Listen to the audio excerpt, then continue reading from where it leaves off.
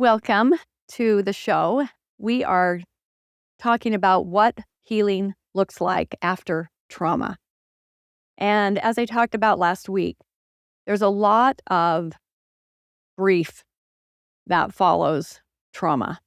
And one of the things that I wanted to mention are how important various relationships are and how difficult it is and how lucky I was to have found a couple of relationships during those last 2 high school years that actually made a huge impact on me and the young men who were who I was dating. And there were several others. I would date 2 or 3 people because we were all just friends, and trying to keep it cool. Um, so when I started dating one of the employees at my dad's flower shop, his name was Brent Jensen, and he was one of my best of friends.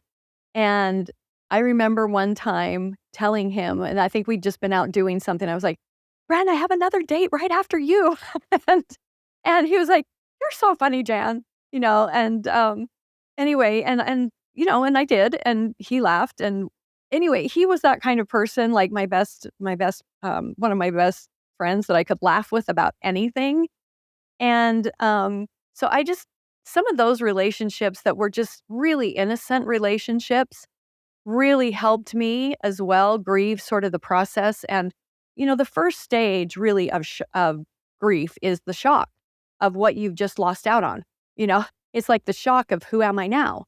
So when I think about, those relationships, this disbelief that I had not had any of these kind of relationships, that I hadn't been able to, I had gone to a couple of sock hops because it was okay if on a fast dance you were dancing with a boy, you weren't with a boy, you just would go to the dance and it was okay to just, dance with a guy, but not touch him. And so I'd done a couple of things like that, but then that date, the date where I was with a boy, at a real school dance was really the turning point. And I didn't even know that boy. He was a cousin of one of my friends, my friend Janet. Um, uh, cousin, I think it was the cousin of who my friend Janet was dating at the time. So I think it was actually Dave's cousin. And so anyway, it worked out that we could go on these group dates and be with different boys, and nobody seemed to mind. I don't think kids like date anymore. I don't know. I don't know if that happens, but it certainly doesn't seem to be like how it used to be in the olden days, in the good old days. Um, but that feeling of shock, that first stage of grief where you're coming out of an experience that you just can't even believe happened.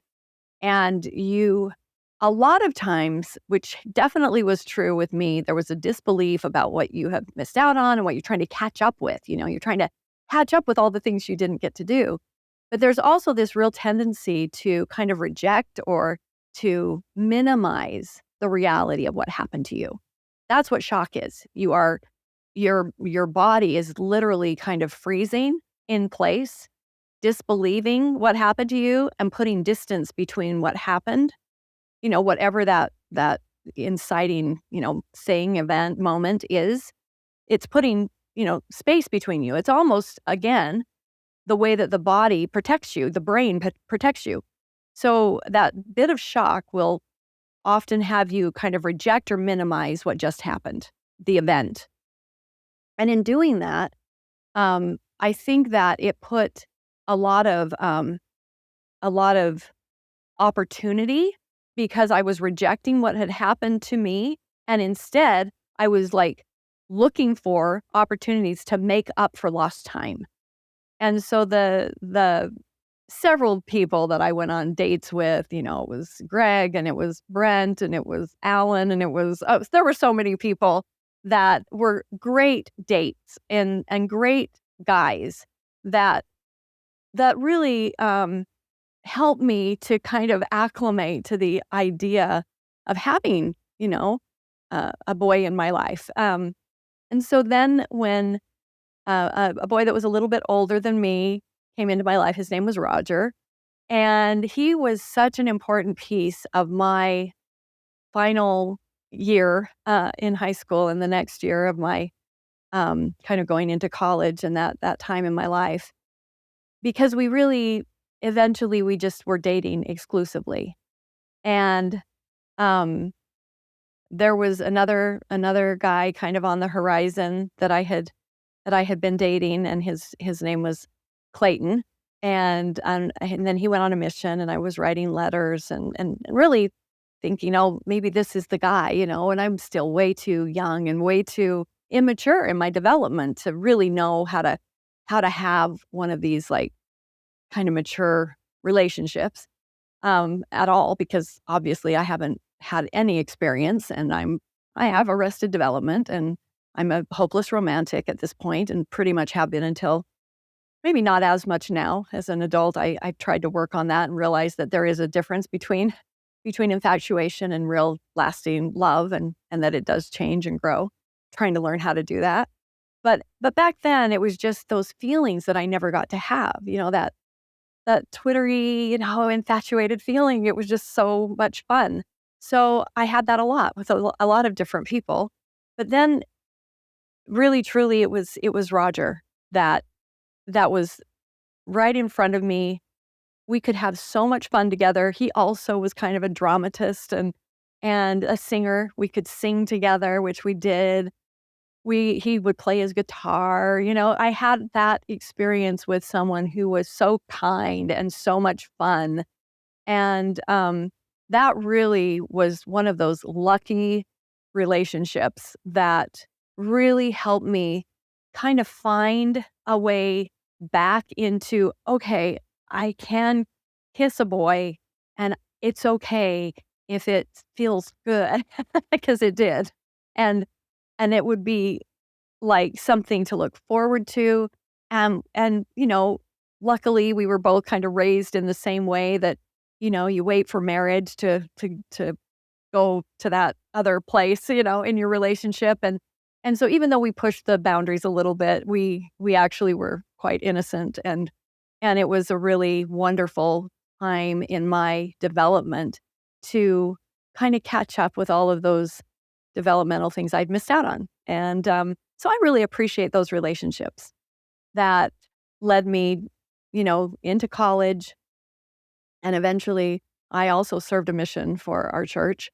And that was one of those experiences that was life-changing, because I went to Guatemala and I got to see, the suffering and the pain of people in poverty, and got to help a little bit. And that again brought me kind of full circle back to the fact that, oh, I do have a mission, and this was an actual mission. Um, it made me understand in some ways how the things that Berchtold had used to manipulate me were actually things that had been already important to me, because I had grown up with the idea that, at least most of the young men would go on a mission, and sometimes a girl once in a while would go. And I had seen that, all through my life. So sort of these full circle moments with the boy relationships that I had throughout my short dating, high school years, and that one significant one with Roger, that really I thought I could marry him, and we even talked about it. There might have even been a ring at one point, but I was so young, and so was he, and we of course called it off. you know, and it was really him that was like, "No, we're not ready for this. What are we doing?" And I don't even think I really knew that at the time. And it took me a lot of years, and I will talk about this in more detail.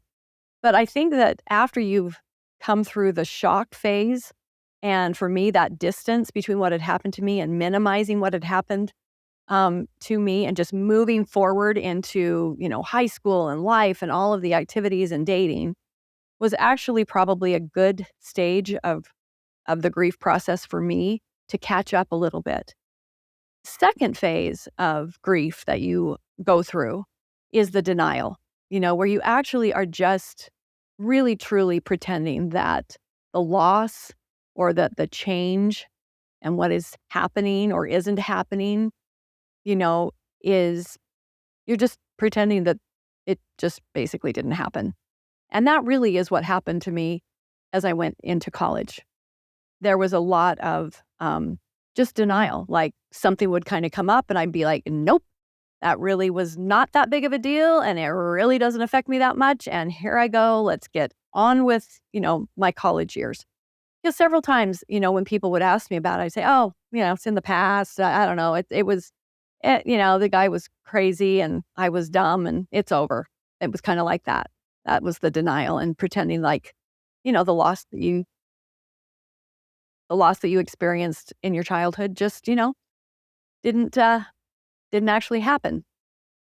And so going into that next phase of grief through my college years definitely allowed me in some ways to excel in college and I graduated, with highest honors from not only from high school and got a full ride academic scholarship to BYU, as well as a talent scholarship. But also in college, I excelled in the stuff I was doing and studying. And when I finally graduated, which actually wasn't until my first child was born, because I'd already gone to and left college to go work in several, summer stock productions and summers. And then I had gone to Disney World and was hired to sing and dance and act throughout the park in all these really fun roles. I wasn't a princess. I'm not that kind of beauty, but I was the actress in the park, and I did a bunch of shows, and it was great. And so after Austin, my son was born in Orlando, I came back and finished school, and I graduated, magna cum laude from Brigham Young University, and I considered all of those things that I had done in that period of time to have been real accomplishments, and to be like, I'm on track in my life. I'm doing good. So when I got married, when I actually met my son's father, I was in a performing group called Young Ambassadors. And it was kind of like we were representatives of the university, and we would go on these tours to all kinds of places all over the world. And the first tour that after Duke, my son's dad and I were married, and well, we weren't married when we went on this first tour. We went to Australia, Tahiti, New Zealand, and Hawaii, and we performed every day, sometimes multiple times a day. We'd perform at a nursing home and then do a big stage show, for the whole, in these huge places that we were at in Australia, like in Sydney, Australia, on this huge stage, and it was totally packed.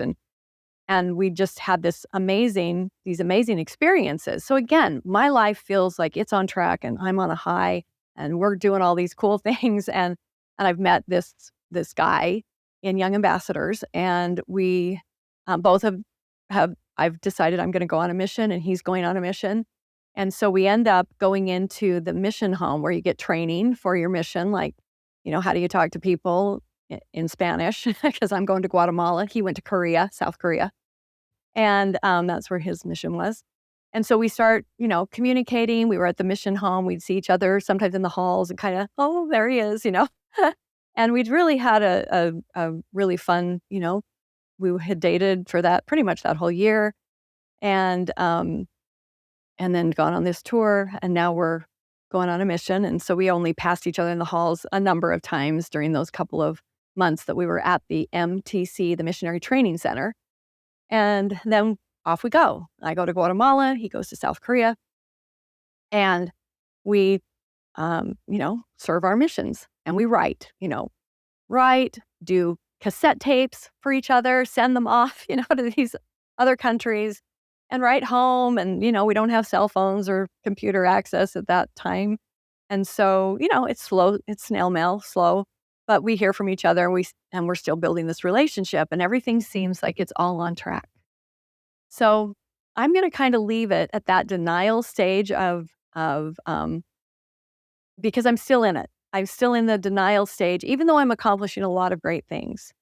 And the next stage of grief is anger. And that does not hit me until after I'm married. We're performing at Disney World. I have our little boy, my son, Austin, and then the anger stage of grief. begins to hit me. And it affected our relationship. It affected me in some ways that eventually I left Orlando and came back and finished my schooling. But a lot of the anger didn't hit me until that point because it was a different stage of life. To be out working, to then be married, and to then have a child, those are all different stages that happen in a person's life, and they trigger different things. So I'm going to leave it right as we are now in Florida, Orlando, Florida, working at Disney World. And the next piece of my pain and grief shows its ugly head. And that is the stage of anger. And we'll talk about that next. So now we've gone through shock and denial. And next time we'll talk about anger and some of those experiences that I had. Thanks so much for listening.